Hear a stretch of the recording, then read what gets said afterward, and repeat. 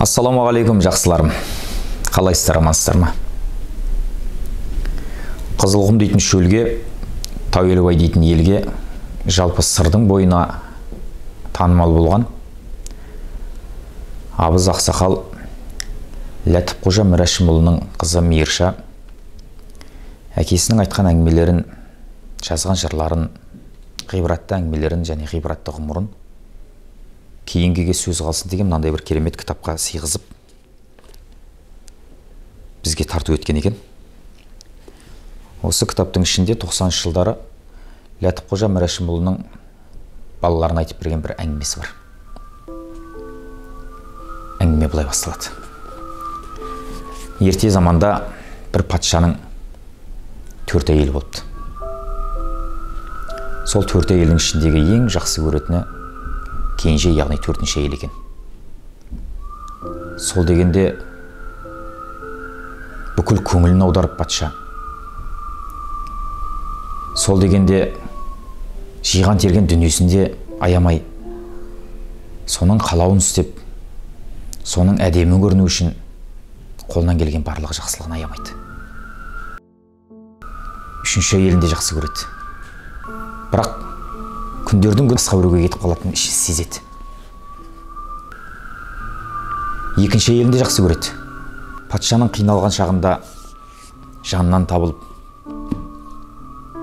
көмек керек болғанда көмегін беріп, патшаның патша болуына өсуіне үлкен үлесін қосып, қайғысында да қуанышында да жанында болған әйел.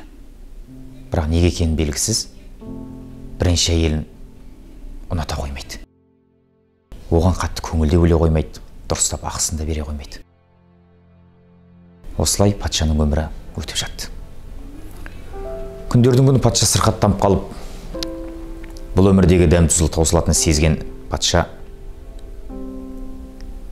4-ші әйелін шақырып алыпты. Ай жаным, білесің, 4 әйелім ішіндегі өзіңе қатты көңіл бөлгенімді. 4 әйелім ішіндегі өзіңді қатты жақсы көргенімді сен сезесің. Мен енді дәм-тұзым таусылып, бақиға аттанатын сияқтымын. Бірақ енді қабірде жалғыз жатуға қорқам. Осы 4-іңнің біреуіңді алып кетсем бе деп едім. Рұқсат болса сен менімен бірге қабірде серік боласың ба дейді. Сонда 4-ші жас әйел айтыпты, айта көрмеңіз. Мен сізге ол жермен бара алмаймын. Мен сізге жолдас бола алмаймын. Патшаның әрі қарап сөзін де тыңдамай сарайынан шығып кетеді. Патшаның көңілі құлазып, 3-ші әйеліне өтініш қылыпты. Мен сені жақсы көрдім. Мен саған көңіл бөлдім. Сен үшін біраз ғұмырымды арнадым. Қабірде серік болуға келсесің бе, менімен бірге барасың ба дейді. Сонда 3-ші әйелі, атай көрмеңіз, өмір деген керемет қой. Сіз өлгенмен өмір жалғасады. Сіз өлсеңіз, мен басқа біреуге тұрмысқа шығам. Сіз ренжімеңіз деп, патшаның көңіліне де қарамай, ауыр-ауыр сөз айтып ол да кетіп қалады. Содан 2-ші әйеліне айтыпты. Қиналғанда жанымда болдың, қуанғанда жанымда болдың. Енді қабірде де жанымда боласың ба деп. Ех, патша, мен сені жақсы көрем ғой. Болғымақ келеді. Бірақ әрі кетсе мен қабіріңізге дейін ғана шығарып салам. Одан әріге дайын емеспін. Сіз ренжімеңіз деп 2-ші әйел де кетіп қалыпты. Сөйтіп патша көңілі құлазып, не істерін білмей жатқанда есік жақтан бір дауыс естіледі. Ау патшам, қабірде серік болуға мен дайынмын, мен ала кетіңіз деп. Бұл кім екен деп басын көтеріп қараса, сырқаттанып қалған екен. Қартайып қалған екен. Бұрын көңіл бөлген соң байқамайды екен. Саған серік болам деп тұрған шаршау тартқан 1-ші әйел екен, бәйбішесі. Сонда патша өкінді. Өмір қайтадан берілетін болса, бәйбіше, мен көңілді саған бөлер едім. Әттең, бұл енді мүмкін емес қой. Мен 2-ші, 3-ші, 4-шіге емес, әу баста саған көңіл бөлу керек деп бақиға аттанып кеткен екен. Бұл оқиғада нені айтқысы кеп тұр? Шын мәнінде бәріміздің де 4 әйеліміз бар. 4-ші әйеліміз, ол мынау біздің денеміз, тәніміз. Тапқан таянғанымызды осыған арнаймыз. Осы әдемі көрінсе екен деп қымбат киімді осыған кигіземіз. Ай сайын шаштаразға барып пәленбай мың береміз. Тырнағымызды жасатамыз. Тойға барсақ та, басқа жерге барсақ та осы денеміз әдемі көрінсін деп көңілдің барлығын осыған бөлеміз. Бірақ бұл қанша әдемілегенмен мәңгі жаныңда жүрмейтін Серік. Патшаның үшінші әйел деп мысал алып отырған ол дүние мүлкіміз. Қанша жақсы көріп жанымыздан тастағымыз келмесек те, біз өлгеннен кейін басқа біреудің қолына осатын дүние. Дүние кір, дүние боқ. Екінші әйел ол ағайын туысқанымыз, бала-шағамыз. Өкпеге қиса да бізді өлімге қимайтын. Қуанышымызда да, қайғымызда да қасымызда болатын. Өссек тілеуімізді тілеп қуанатын. Басымызға іс түссек қол ұшын беретін.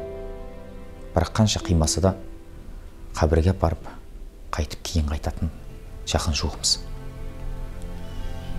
Ал ақыретте де, қабірде де бізге серік болатын ол бірінші әйеліміз, осы өмірде жасаған жақсы амалдарымыз, біреуге тигізген пайдамыз. Хадисте айтады ғой, дәм тұзы таусылғаннан кейін марқұмның артынан мына үш нәрсе ғана барып тұрады, басқа еш нәрсеге сауап бармайды.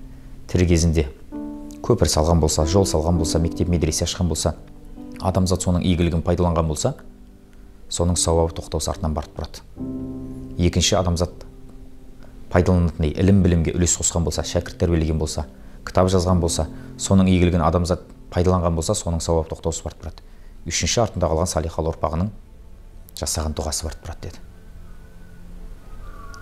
Қабірге марқұммен бірге екі нәрсе барады. Бірінші, туған туысқандары, жақын жуығы. Екінші, жақсы амалдары. Жерлеген соң туған туысқандар кейін қайтып, жақсы амалдар ғана жанында қалады деді. Бұл жерде мысалға келтіргісі келіп отырған осы бірінші әйел деп, бұл өмірде жасаған жақсы амалдарын автор айтқысы келіп отыр. Сондықтан денемізге де күтім көрсеткендей, көңіл бөлгендей, кейде иманымызға да, жақсы амалымызға да бір сәт көңіл бөліп қойғанымыз дұрыс шығар. Өйткені ақыретте бізбен серік болатын осы өмірдегі жақсы амалдарымыз. Жақсы амалдарыңыз көп болсын. Алла жар болсын. Аман сау болыңыздар.